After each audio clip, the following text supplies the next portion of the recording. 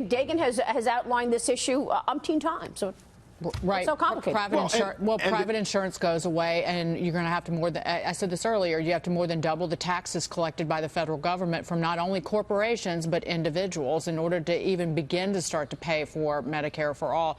A lot of that was just completely glossed over last night. But I want to just commend ABC News for one thing. I think that was definitely talked about. There was. What? I'm sorry. Go ahead. No, what did you want to say, Dallas? Yeah, go ahead. No, it said I think that was definitely talked about when each candidate was highlighting the cost of each other's plans. While some did not offer specific numbers, there were numbers that were thrown around in the discussion, and part of it talked about how it would increase in terms of tax and who would be taxed, and they made it abundantly clear. There were candidates that said that they believed that they would tax a certain percentage of the wealthy in order to carry out what they thought in their plans. Yeah, but that's the point, right? The point is you would have to take all the income from the wealthy, not just tax the income from the wealthy, to pay for these programs. And I mean, I think Elizabeth Warren gets away with basically saying that the same group, corporations and the wealthiest Americans, are going to pay for 62 different programs. It's not just health care. It's also the environment. It's also Social Security. It's not going to work. Well, I just want to say there's a question that we're not answering. What is wealthy? Is it $130,000, Dallas? Is it $150,000?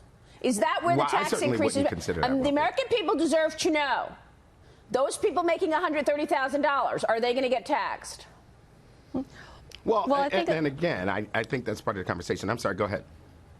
Well, I think Elizabeth Warren's plan, her 2% tax, is people who are making over $50 million. And so it's these ultra millionaires and billionaires. But there is some question, as Joe Biden pointed out, about how much this tax could actually pay for. I mean, she uses her wealth tax proposal as sort of her go-to for every policy proposal that she wants to fund. And so I think he pretty effectively tried to poke some holes in that, which was interesting because Warren has sort of rised in the polls over the summer, in part because she has this plan for everything. Yeah, and but Biden that's the wealth tax. people.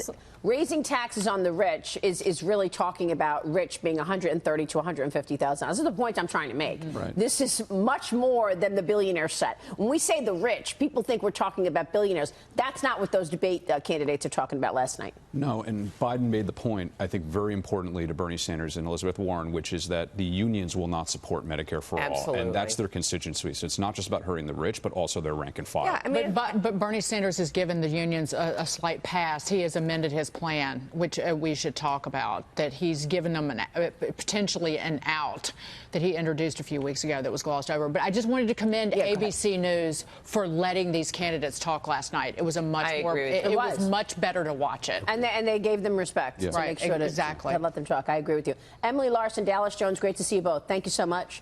Very smart conversation. We so appreciate it.